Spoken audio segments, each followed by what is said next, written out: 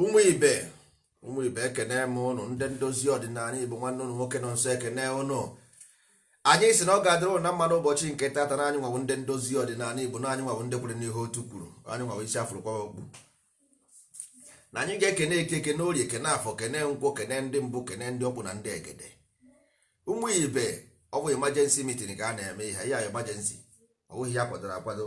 Ụdụ na ajụ ga-afụ na mmadụ ka nwechara ka o si dịcha nnọọ dịbe ha aja ịghọtago.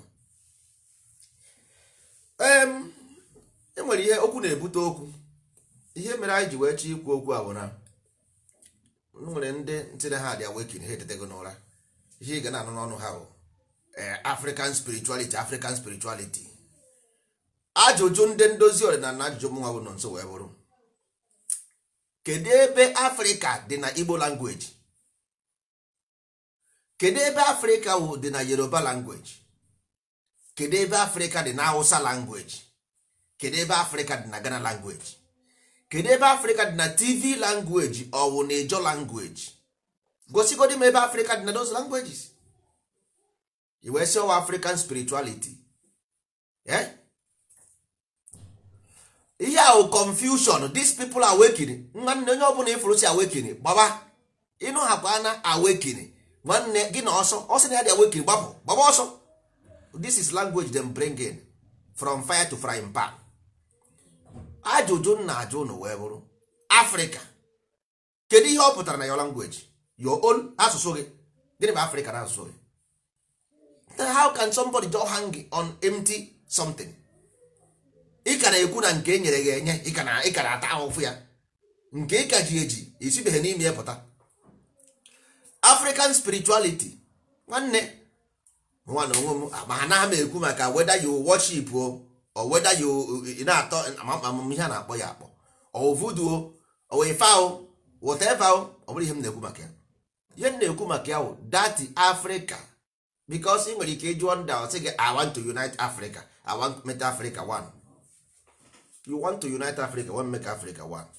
Then that Africa and spirituality, which one you have inside your language? Kedu ebe Africa and spirituality nọ n'Igbo language? Ajụ ka m na-ajụ. Onye ọbụla kwuru datin ruo ebe ị nọ sị gị African spirituality, esi ya biko nwanne, onye ahụ ọ bụ onye Hausa, isi ya ọ sị gị isi ya Africa kedu ebe ọ dị na Hausa language and spirituality kedu ebe ọ dị na Hausa language? N'ọwụ na Igbo onye asị ya bụ onye Igbo, jụọ ya the same question. Kedu ihe anyị ga-akpọ Africa n'ọnụ Igbo? Gịnị ka a na-akpọ Africa n'Igbo?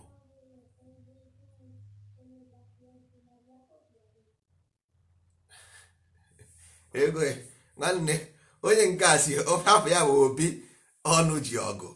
Obi ọnụ ji ọgụ. Nke a bụ ajụjụ ka m na-ajụ gị na is a question to you direct. Isi African spirituality was not a religion but it is direct link every creature have with God. Mgbe na ajụjụ mgbe bụrụzie ihe ahụ your own argument. My own question personal to you Obi m is, kedu ihe bụ Africa? Because I'm from na your surname bụ Igbo. Kedu ihe bụ Africa n'ọnụ Igbo? Then ka ihe ozi spiritualism n'ọnụ Igbo? Then ka amazie how the link is wee wepụ from religion tizie the right connection. Because nwanne, you cannot just design word to make yourself wandering in desert. You got to go, because ihe abụ oyibo ka asụ African spiritualism was not a religion. Get the distinction between religion and spirituality, because these things they are definitive words. Always definitive word, how descriptive word how they are not just concept. You got to go. Religion is a descriptive word. A Gazian descriptive word called religion. Everybody with their own particular way of practices. How was their own religion? You got that? Then spirituality, based on the definition of spirituality, is that religion is leading them to the spiritual connection, because everybody and the whole world nwere always spiritual world ka anọ. You got to go. So for you to connect to this spirit, you need a certain knowledge. So religion then create the knowledge for you to know the spirit.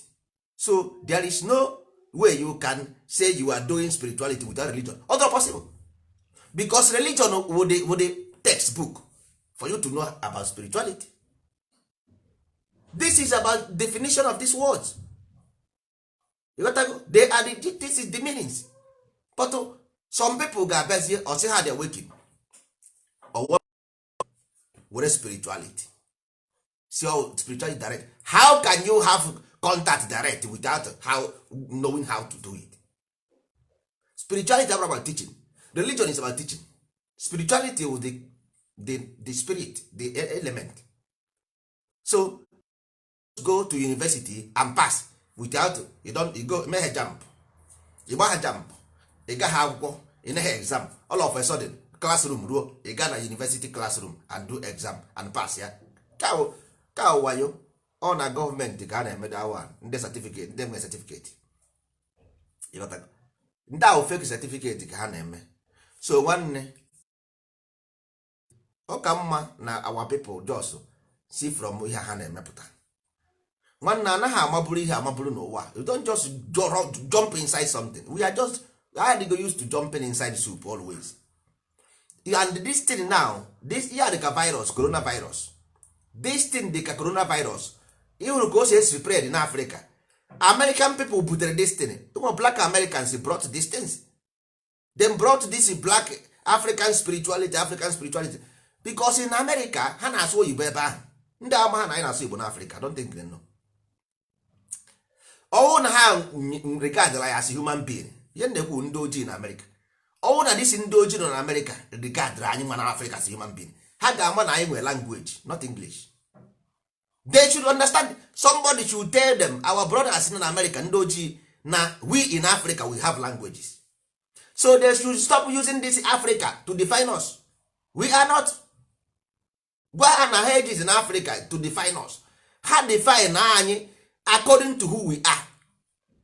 Because nwa bekee created these things to define. It's just like a geographical expression. The same way the map, if map ị na-afụ now, nothing make that map real. Ha ọwụ na map ahụ ị na-afụ dị real, o kwesịrị straight. So map ahụ ị na-afụ how they separated their own portion, and this their own portion ị na-use were na justify ihe Chukwu kere eke. You use this map to justify the creation. Map, somebody map out and say French, you own this. Ịfụcha map ọgbasịa ngọrịngọ gbasị gịzag na aka ụdị ya. Map agbasịa zigzag, aka ọtụrụ enwere ike aka ọtụrụ ruo Enugu, aka ọtụrụ si Enugu gaa ka ebe a na-akpọzi nke ọzọ aha ndị a na-egbusi mmadụ na Benue. Ịhụsịa map ọgba ngọrịngọ, because why? A na-aka ọtụ portions, aka ọtụ nye French, aka ọtụ nye British, aka ọtụ nye German. Oruzie echi nwanne anyị nwoke bịazie o weta the same map wee justify yara m same we are this, we are that. This nonsense map. All map a ha ji justify their own places today and who they are. This map, somebody just pụtara ihe na-akpa geographical expression. Ọ ihe na-akpọ map. Ụnụ ama ka agwa ụnụ, ịghọtago? So ndị Igbo ọ bụrụ na ị gaa America, because nna afụ ha na Facebook, ha na-soro this black America.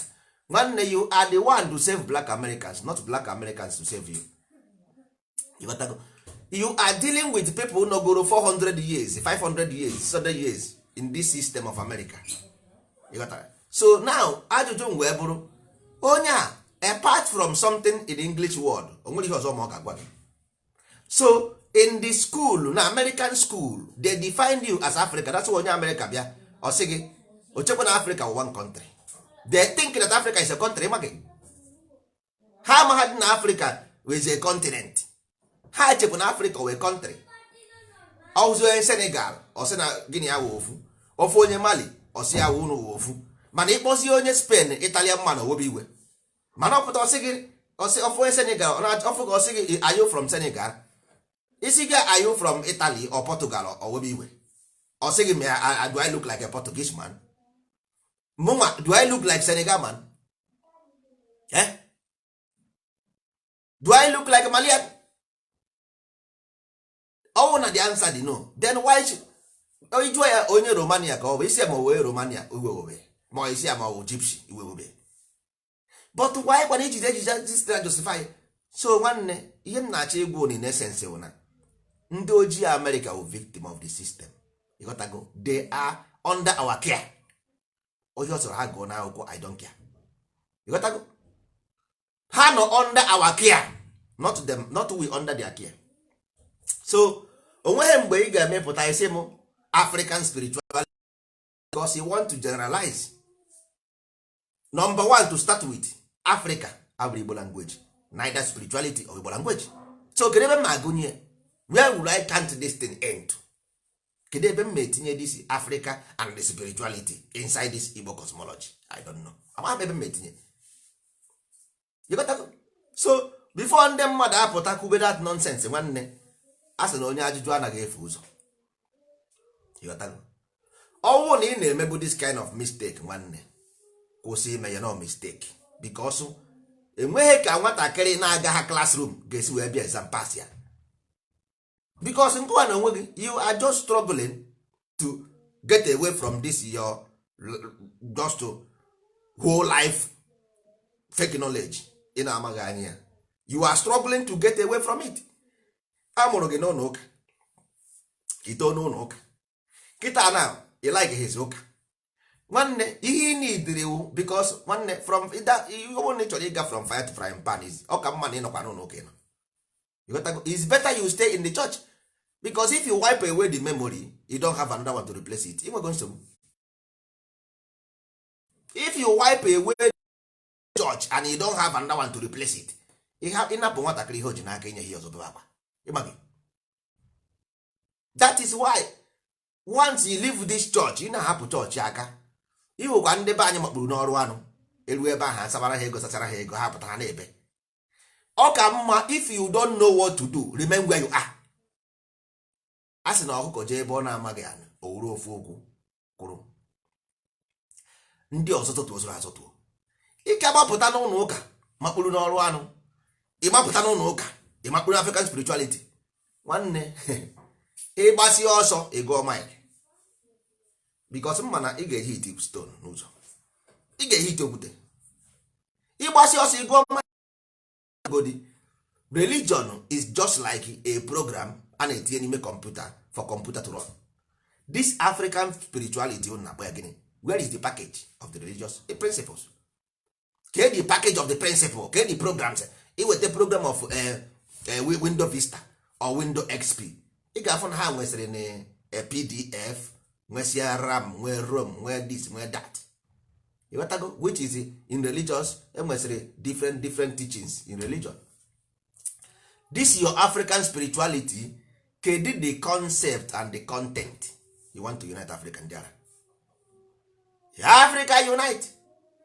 Bob Marley say goodness and pleasant will be before God and man to see the unification of Africa, because Bob Marley amaha na in Africa na anyị nwere Igbo, nwe Hausa, nwe Yoruba, ọ maghị. Because ọnwụ na ọma at least ọ gaghị use the language, ọ ga-use ihe ọzọ.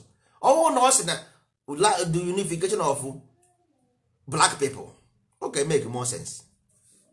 Okay, make more sense na ọ bụrụ na ọ sị unification of black people than Africa. Anyị dị comfortable using the same name, anyị si ya like na-emekwe our expectation to grow above the limit anyị tinyegoro onwe anyị. You have placed yourself under limit, then kedikwen ka onye placed himself, your aspiration cannot go above this understanding, but you na-eme expectation above of your limit, and not possible. Ọwụ na I believe na ịwa African, you mara ihe Africa and you answer it, that means onye aha mere gị dị afọ aha ma ihe o mere. So your expectation enweghị ike ịdị, because ama ma ihe ha ji baga Africa, you don't know reason why. Enwere ike ọwụ na Africa mean na their own ọkọt ebe ha na-ezo ezo, ebe ha na-eburu nne ya wuf, enwere ike ọhịa mean who knows. Enwere ike ọwụ na Africa mean iberibe, who knows, nobody knows. Anyị amaghị. Agwụ nwere ike ọwụ na Africa mean ndị na-ayị ara, criminals, who knows, I don't know. Onweghị onye n'ime anyị ma ihe datịrị pụtara. Achị onye nke ọzọ si ọwụ a Roman, his name is Africanus. Why don't they call us Africanus then? Ebe ọ bụ na the man were Africanus, they should call us Africanus. Ka ị mara ọ the man ka a na-ekwu maka ya. Why ha ji wee cut way to Africa? Why? So now asịkwa anyị spirituality, anyị ajụwazi esese spirituality a na-ekwu okwu ya. Kedu ihe mere na nwa bekee na their own country they use religion? Why na ha use spirituality? Why they use religion? Why na ha use spirituality? Why they do religion? So oruzie na nke anya ha use spirituality and ihe have English word, ihe abụrụ Igbo nwanne. And that word go bụ ndebe anyị by using English when I translate Igbo. You have to use Igbo to translate English, not English to Igbo, because you must make mistake. Ichuzie ndebe anyị na kedu ihe wụ spirituality a n'onu Igbo, because enwe spirit beze enwe spirituality. Kedu ihe mee religion and religionism? Why na ọwụ religionism? Why o ji wee religion? Why spirit ji wee spirituality? Na mgbe ọbụla ifuru liti gbawakwa ọsọ, mgbe ọbụla ifuru ihe ọbụla kwụsịrị diti ọ ihe ọbụla kwụrụzim. Racism bụ aggressiveness of separation. Ihe ọbụla ifuru kwụsịrị na zim ọ kwụsịrị na ti nwanne mana akasị dị ya n'azụ. Why na religion abụghị religionism? Why o ji wee wụ religion only? Why not religionism? Why spirit ji wee wuzie spirituality? Why? That means nwanne ihe ọ na-egosi gị bụ na because something ọbụla nwere meaning nwere afa. Ọwụ na onwe ha afa, that means onweghị meaning. So spirit remains spirit, nothing like spirituality. Spirituality already practice based on the word. When they follow the single definition of the word. Here is spirit, which is spiral. Spiral, spirit means spiral. Something that is spiral. Or spiral gido heat ọkụ nwụrụ ọkụ. You got to go because of all content no matter. Now, ka ihe meziri eti n'ime ya. Extreme end. That is the extreme end of something. That is when the something become wicked. Simple. So ị gaghị ejinwu, because for you to control this spirit because it's wicked, you have to master religion, because religion is teaching you how to control this spiritual behavior. Not emegeri here the spiral bụ ihe na-emegeri emegeri. So for you to control the spiral, that is the religious teachings. So that means spirituality means that you don't have common sense. Ị na-emegeri emegeri, simple. Because iche ịgba nta, you have to go and learn how to gba nta. So ka anyị wee na spirituality bụ nta, ịghọtago? Then religion bụ ka isi amụ ka esi agba nta. Nwanne ọwụ na emu ka esi agba nta gaba ịgba nta, gịnị ga-eme ebe a? What will happen to you?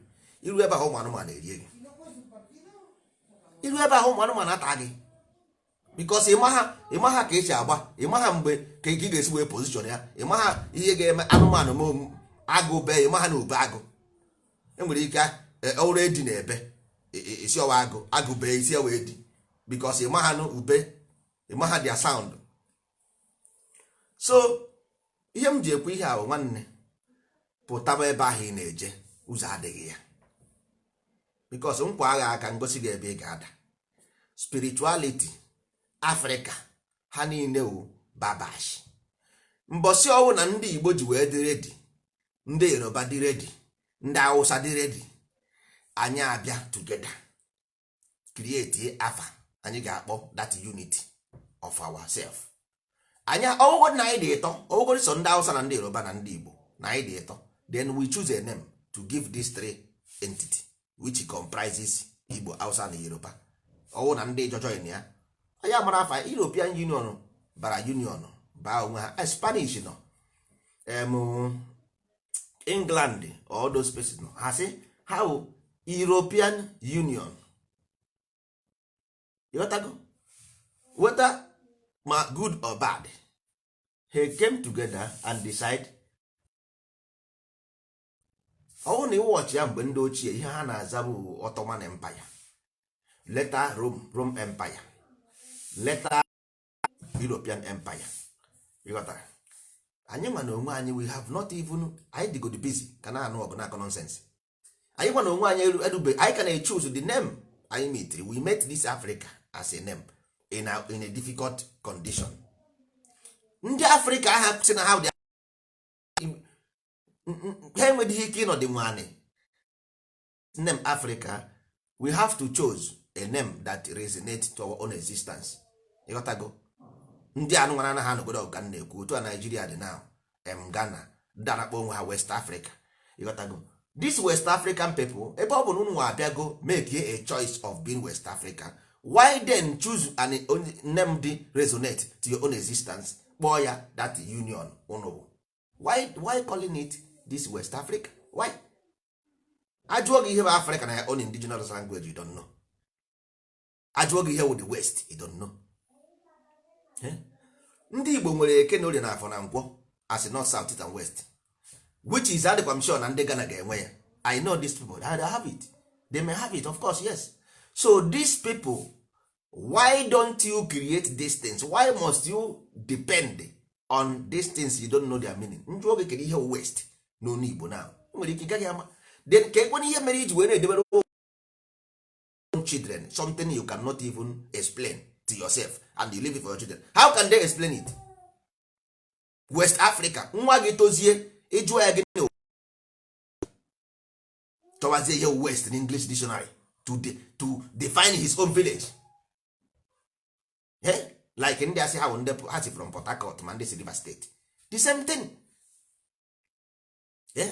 Odoga anya na ndị a, these people are not even serious for anything. Ọkwa the same thing ka ha burukwe batakwa na this worship now, African spirituality. Nwa gị jụọ gị iwere datin resi nwa gị asụ ọgwụ ogolie, nwa gị goro datin. If your children buy into this nonsense, later your children will begin to question. Nwere ike ọma ha oje ofu ebe na-ekwu okwu, mmadụ asịa ọ na-eme preaching, mmadụ asịa nwanne Africa anyị na-ekwuru gịnị ka ọ biko ọ taghịrị ọnụ.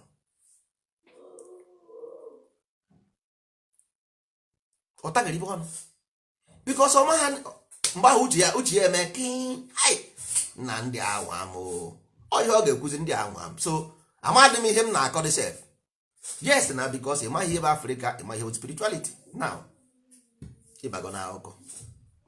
So ọka mma na-eji n'oge chụwa ego ojii before chi ejie, ka anyị jiri n'oge kọtụ chi ha small this fault, small fault a, let's cut it off. O so n'ihe na-egbu anyị, this is small fault, ka anyị cut one ya off nwanne. O so n'ihe na-egbu anyị, biko si cut one off. Spirituality na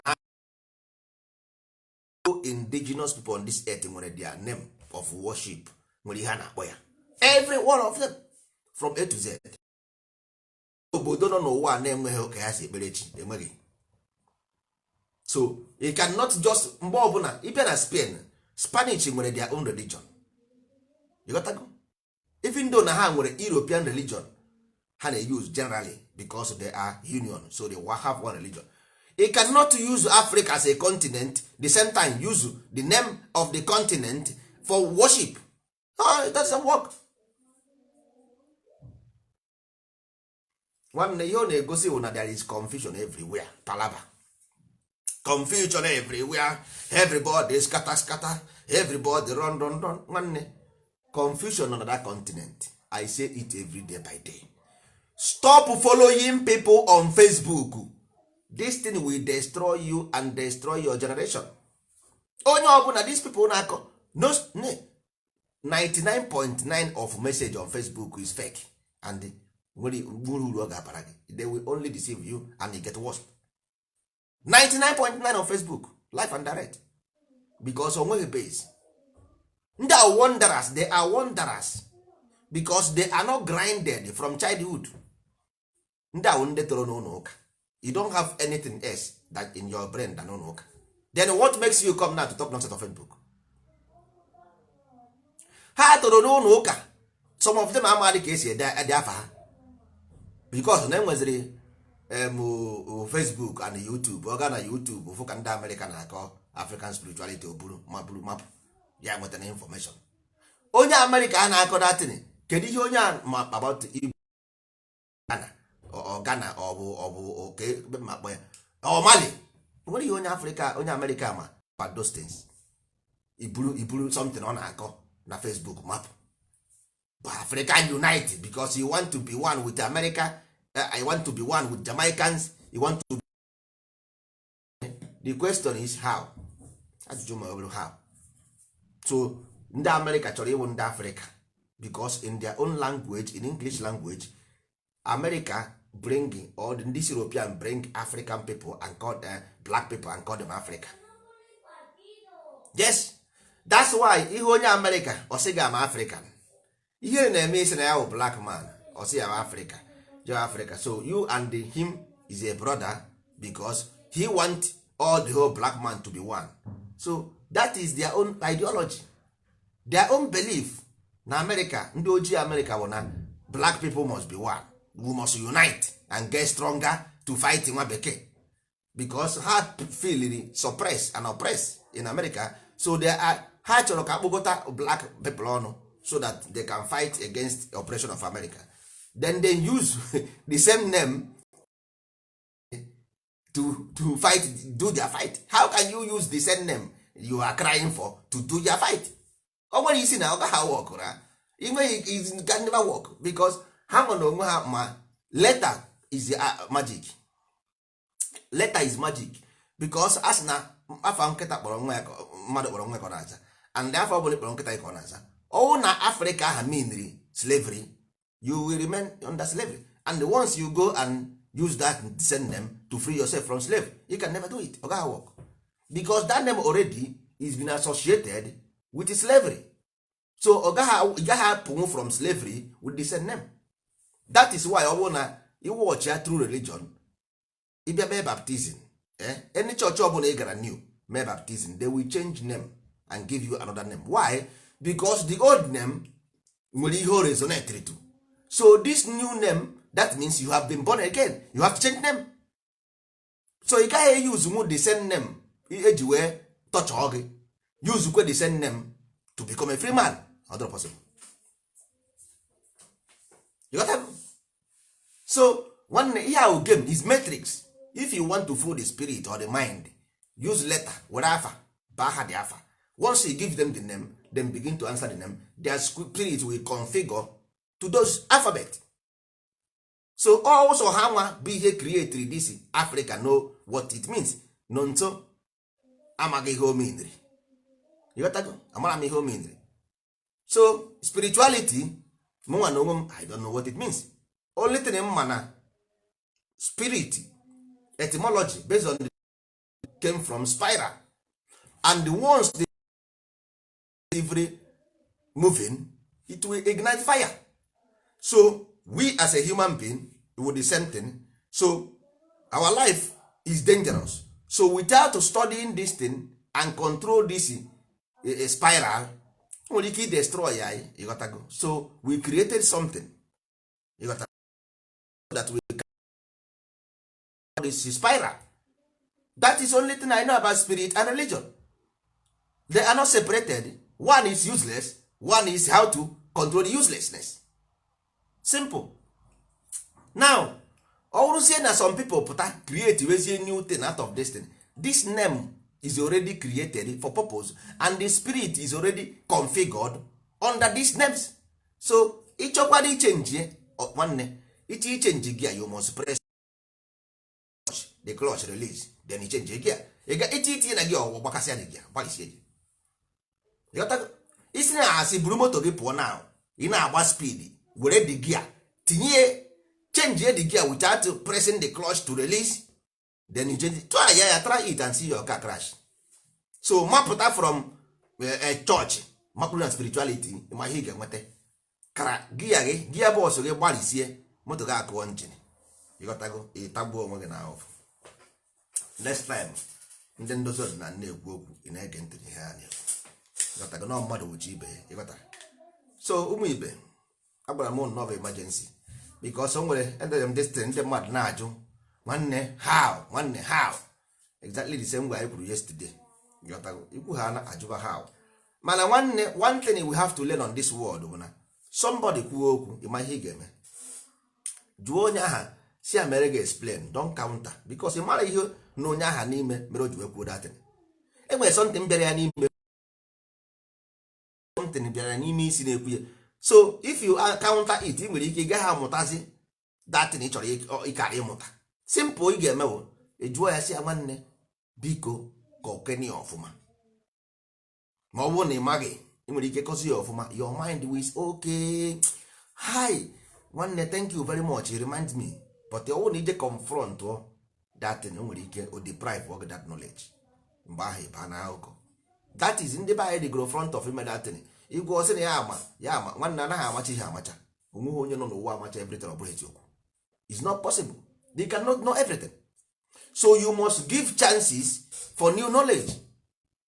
You must give onye ọsọkwa ya bụrụ, you must give chances for new knowledge. So ọwụ na o nwere onye ọbụla dere something anywhere, ị ga-ebugodo ụzọ jugodo onye ahụ akọwazie ọwụzie na ọgọ dịghị mma, isi ya nwanne ihe abanye. Mana ọ bụrụ na ịjụba ha ajụ ịkọwa ije ọsọ makpụrụ die kọwa nonsense kuberibe, yo na-egosi na nwanne thinking faculty adịrọ dị ya nwanne, nwere thinking faculty, because ọ nwere thinking faculty ị ga-echegori dat na-eche iche ya ịjụ onye ansị akọkọrọ ọfụma ọ banye na isi na ahelo, ịghọtago ọkwa na ọbanye ịchọkwa n'ime argument ime, ọ bụrụ ịchọghị ime argument wa si na onye amara ihe ọ na-akọ ị gara onwe gị iru, ịghọtago. Mana ọkwa na ịbịa zuzuru na ọkachamara ị na-akparị onwe gị dị ya, just fooling yourself. Ife urucha onwe gị pụọ, onye aha wee iwe blọk, ọ ga-blọk ọkara gị njọ, ịghọtara. Mana ya our people ha anaghị ọgụgụ isi ha adịcha ha clever ọfụma, ị na-eche uche. That's why they lose always in everything ha na-elose. Ihe ọbụla ha mere lose, ihe ọbụla ha mere lose. Nwanne, the best thing on this earth is win-win. Win-win, because ọwụ na ị plan ịga exam ịgụ akwụkwọ ọfụma, ọ dị very difficult ifail. Ịghọtago? Ndị Igbo, let me tell you one secret for life. This secret will remain for life in your brain. Nwanne, ịgba akwụkwọ simple means to marry with education. Ịghọtago? Ịgba akwụkwọ is to marry with the profession, to marry with education. That's what is ịgba akwụkwọ. But for you is marriage. Ịghọtago? For you is marriage. Kedu ihe ahụ ị na-emere disi woman ị na-agbaghara nke nwere ihe ha mean? Doesn't mean anything. Igbo means allegory. Remember this thing always. Remember it. Na Igbo na-atụ n'ilu. Igbo na-atụ n'ilu. So ịgba akwụkwọ can never ever be nonsense celebration eating rice and beans. Rubbish. Ịgba akwụkwọ means to marry with education. You must be educated. Ị ga-agụ akwụkwọ. You must be educated for you to bypass this life. You must. That's why ndị Igbo na-akpọ Oga is recite. Ikpọ Oga will recite. That's why you see ha na recite. They are reciting something. Oga bụ ihe gara aga. The past. To recite the past. Remember, Igbo is allegory. Remember this. Don't take anything ọ bụla Igbo literal. Ị na-agba akwụkwọ, ị na-agba nkwụ, ije kpọọ ndị mmadụ, a na-eri rice na aṅụ mmanya. But itiwara seleti. Itiwara seleti nwanne. Ị na-agbiri rice ata kpọma anakanda. Edemede Igbo. Kedu ihe mere 36? Ịma ha na-enwere ihe eji wee medemede Igbo 36. Ewee kpọọ ya edemede. Ịma gị iche na ọwụ abechede gbegbe pepepepe so ọgwụkwa kebere ejeje ụmụahịa ọgwụkwa kebere ejeje ụmụahịa nwanne 36 wee ebeteghete abụọ mere ihe iri. That is what you see as blood and biology. 36 bụ 9. That is biology. Because ị na-abanye ekwe ya bụ ekwe mgbakọta. That is what life is. You got to go. So nwanne don't fuck with Igbo. Igbo karịrị mmadụ. You got to go. Igbo karịrị ihe a na-eme. But ndị mmadụ nwere ike ha aghọtaghị.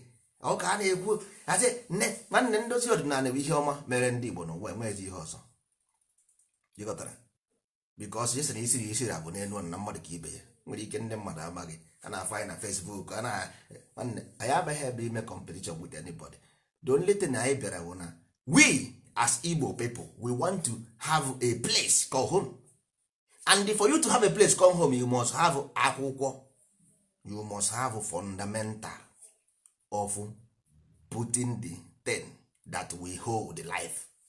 Life without the thing is empty. It's empty. So you must have the basis that will make this brain to develop above and higher. Simple.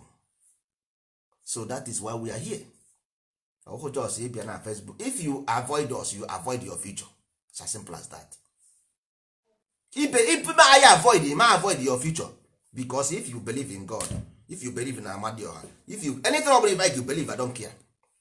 But if you ever have belief and you don't know that is the only thing that will free you from a human being to be what your destination is all about.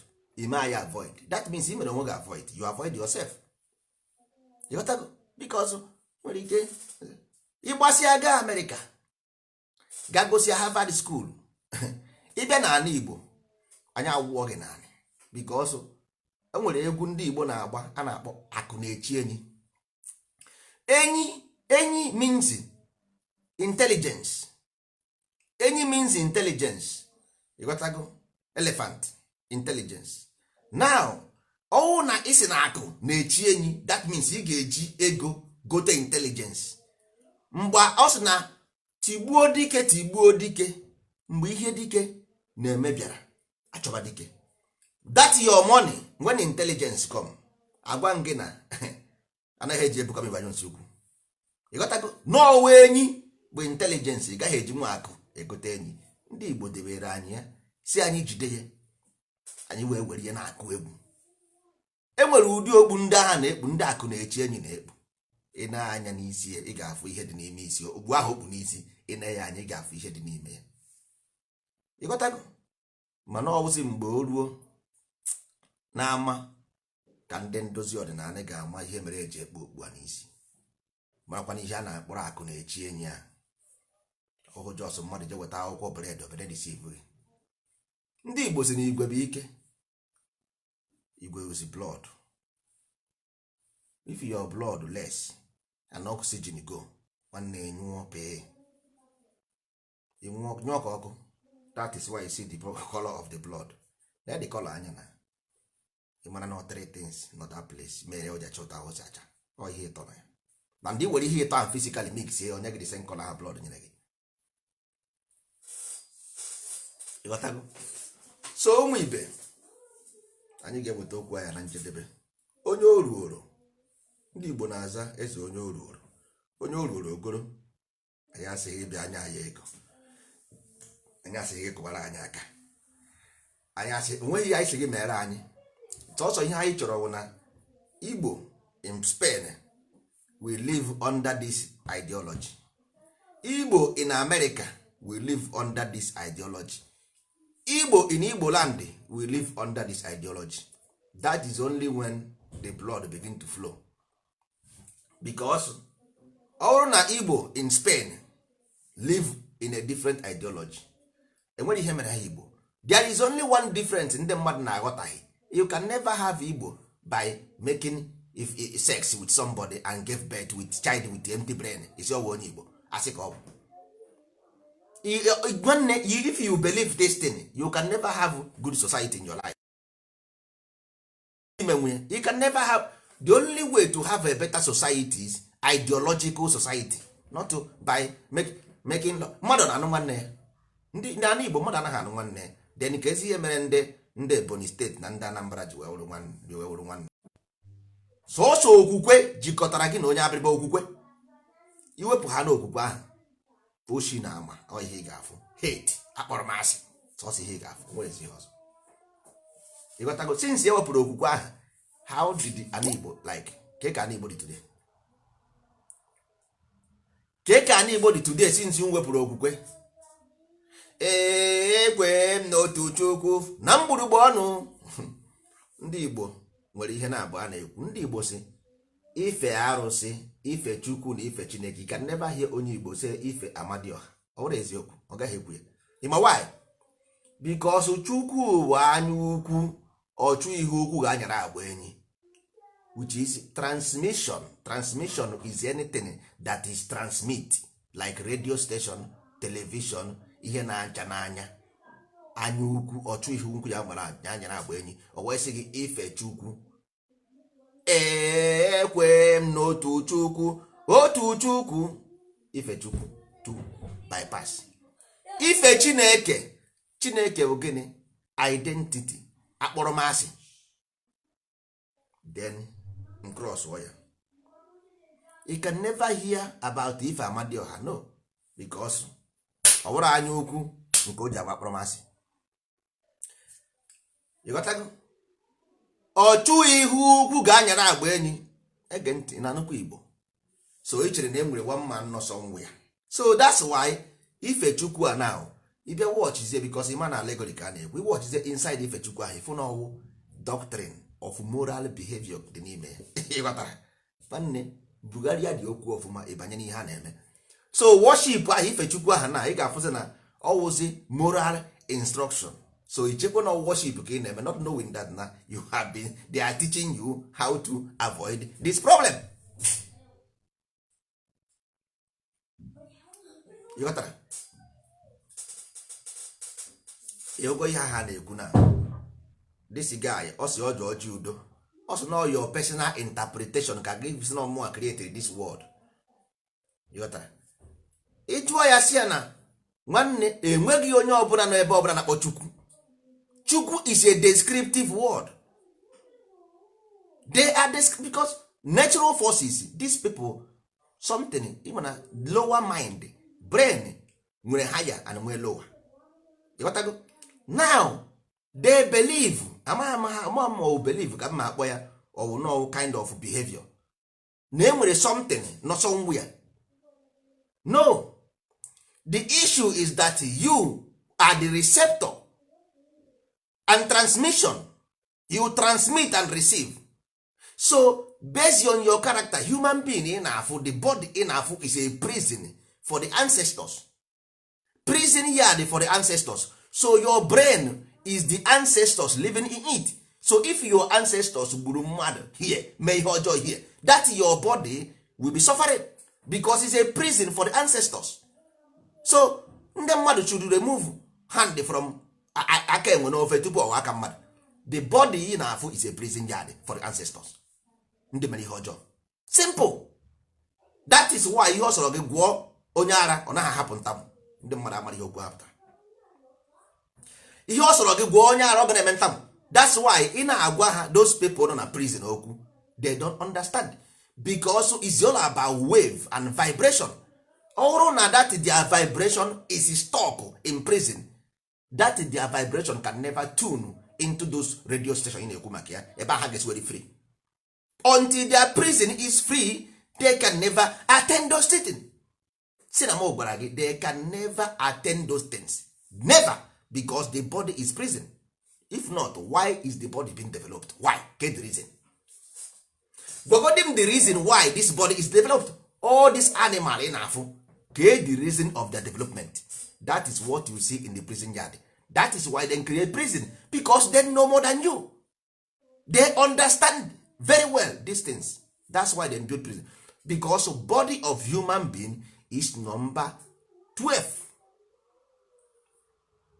You got that? So all na-arụsị ọrụ ịbịa your mind abịa. That your mind bịara with the past because his memory ịkpọ ọga ịghọtago bịa die and okwu ihe another place akụchi ụzọ ịba ha na ịga na American prison maka ịba ha na nwoke anaghị akụchi ụzọ mee gwa ịba ha na ozugbo enu gwa the door lock nwanne chọbazi free yourself no way igwenye die ebe ọ bụ na akụrụ kpoo afụfụ itinye isi die ọpịba gị ọpịagide gị isi ebe ahụ pụta ịmakpụrụ n'ọzọ ọpịakwa gị ọpịagide gị until your prison is okay then nkwụzie pịa ọba gị ntị ozugbo isi hi so mụnwa na-emeghere ihe asị nso so mụnwa na-eme ihe asị nsị mụnwa nsị gị ngụwa na-eme ya mana ị maghị na ọwụ prison ka ị nọ sinsi na nga ga-agwụgwọ ana m ekwu ya everyday ndị mmadụ aghọtaghị ha che na ebe ahụ paradise ebe a na-eri rice nwanne ebe a abụghị ebe a na-eri rice nwanne mmadụ ọwụ na ebe a na-eri rice ị gaghị afụ the sufferance n'ụwa niile ọ bụrụ eziokwu ịghọtago ebe a bụ ebe a na-ata ebe ahụ nga prison yard ọ bụrụ ebe a na-eri rice na beans so ọ kara gị mma iwepụ aka enwe n'ofe tupu ọwa aka mmadụ ị na-afụ ndị mmadụ a na-achọ ome ihe ukwu ọchọ ihe ukwu ndị Igbo soro osu okwu kedu ihe mere ndị Igbo ji wee sị greedy man anya ukwu why a ga-eji wee jiri kwere sentry kpọọ the god chukwu why ịchụ ukwu ogene ịchụ big something ukwu ogene ọwụhụ the source ọwụhụ the taproot ka e weta taproot ọwụhụ nna gị mụrụ gị ọwụhụ na ihe na-esiri gị ike ị gaa na nke dibịa eme ihe ọ ga-ebu ụzọ jụ gị your past ililo ihe dibịa na-emebi ililo ka a na-akpọ ya ihe dibịa na-emebi ililo bụ alụ bụ gịnị memory that is what medical doctor do that is why they make you analysis to check your genetic information ihe dibịa na-atụ bụ alụ ka ọ na-atụnye gị alụ how to solve your problem unless ma enweziri ka isi nwee James and John iriri ekwuwezi how to solve this problem ọ bụghị ya ka a na-ekwu maka ya na-ekwu genetic problem. So just for example the same thing na-emekwe ndị Igbo today m na-agwa ha na genetic because ha chekwa na Igbo ahụ onye ọbụla afọ ya bụ Emeka na Okonkwo ọ bụrụ na onye Igbo nke ahụ no ndị niile ịfụrụ na awụgharị n'ala Igbo ata ahụfụ today ha nọ na prison ịghọtago ha na-asị na ha slave you take it literally mụnwa wụ nọ nso I don't take it literally it's true mụnwa wụ nọ nso I don't take it literally they are in prison yes they are slave yes eziokwu but it's individually as no bird of the same feathers flies together they gather each other according to they gather each other because earth is where you gather them according to their kinds. You got to go? You gather them according to their kinds. So you gather them according to their kinds and wee gwọọ ha ịba. You got to go?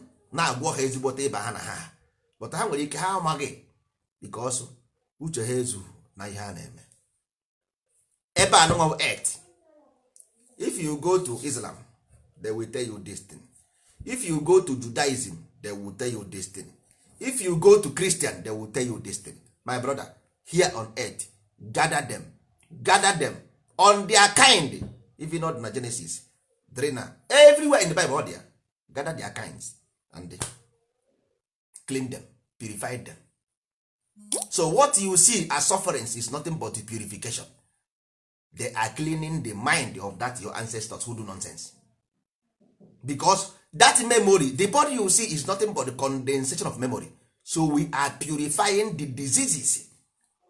That's your ancestry diseases.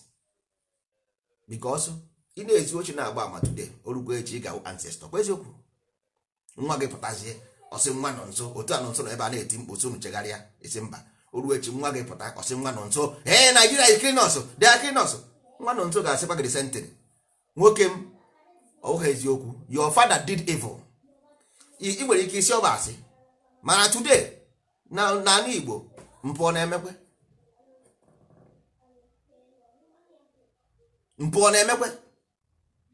ọwụ mpụ anaghị eme mpụ na-eme.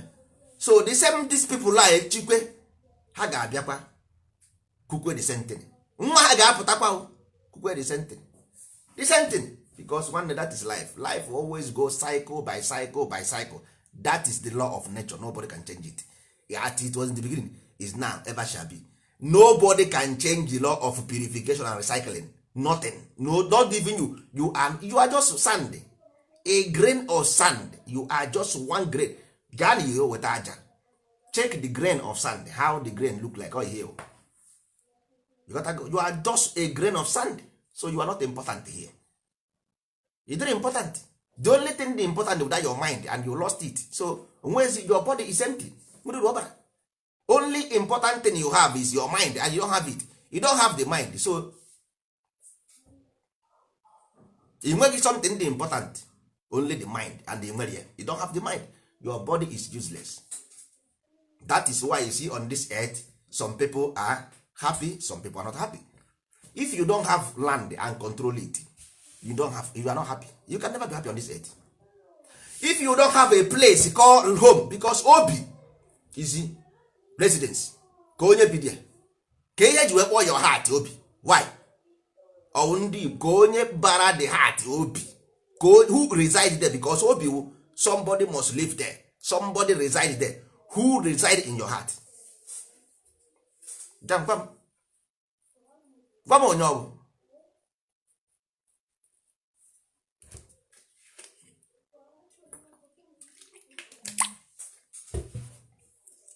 So ọ kara ụnụ mma, ọ kara ụnụ mma enwebe simple as ABCD. Ọ kara ụnụ mma n'unu ji oge chụwa ego before chi ejie. Simple as ABCD. Agaghazi m ekwusigo m nketa, aga m ejezu ike. Onye oruoro ogoro, onye chọọ ịma ọmara, onye achọkwa na ịma nwanne is your own personal problem.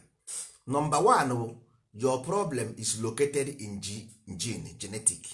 Number one. You got to go. Number one, your problem is in memory. For you to know that, nobody can take it away.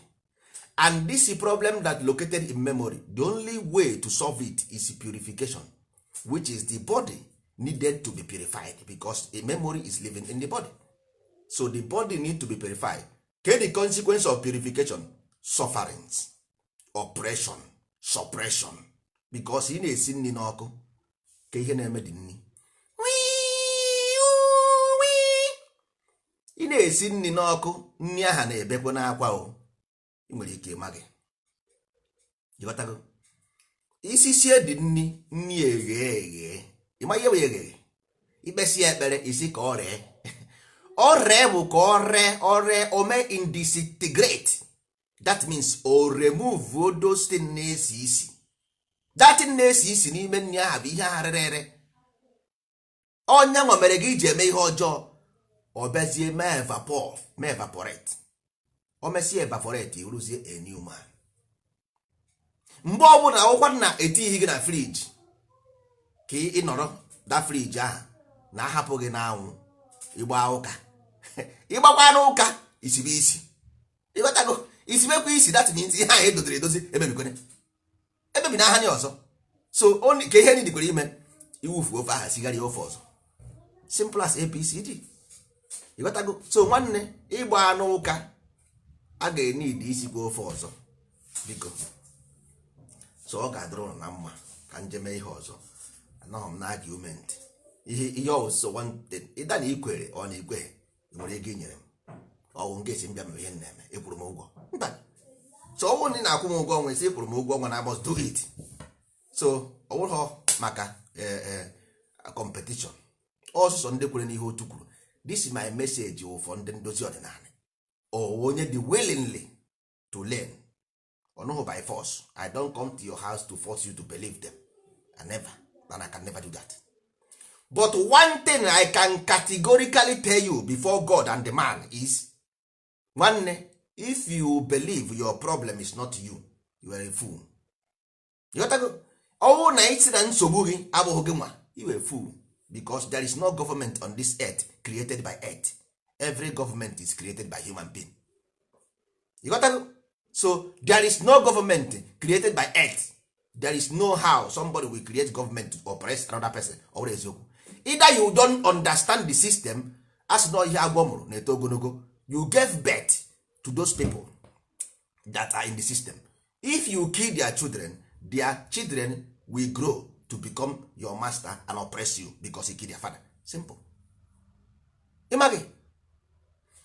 If you kill people, their children will grow to become your master of your children and oppress your children, because your children, you live in the memory of your children. So those people you kill will also live in the memory. So they will grow, their children will grow and oppress your children, and you will be crying in the grave. Because ndị Igbo say obi udo obi udo awanchenze obi udo obi udo obi udo nwa obi nyenụ m ọfọ m ji ala mmụọ, ka i wee fụ na ọnwụ ngụnwa bụ ọfọ ahụ o ji ala mmụọ, ngụnwa ka o ji afụ ụzara be mmụọ, because all the memory lives in you. That is what you have in the sperm. If in a sperm anyị ga-afụ like crocodile, the sperm look like crocodile. How did the ọfọ look like? Weta ọfọ na ya anya ọfụma, ịma na ọ dị ka sperm, ọ dị ka sperm. Were ọfọ ndebe ọfọ, were sperm desa, ịgwa m the difference between ọfọ and sperm. Ụmụaka na-enwere ihe ama ịbatago ngwa gị na ya anya ọfụma, ya dị ka ngwere crocodile. Ọfọ ahụ dị crocodile, na ya anya ọfụma, ị na-sperm anya ọfụma, ị mara ihe nna gị ji asị gị obi udo obi udo. Nwanne, you can run but you cannot hide. You can run but you can hide. It's as simple as that. Mana egwu ndị ọkara obi ka ọ dịkwa na ụmụ ibe.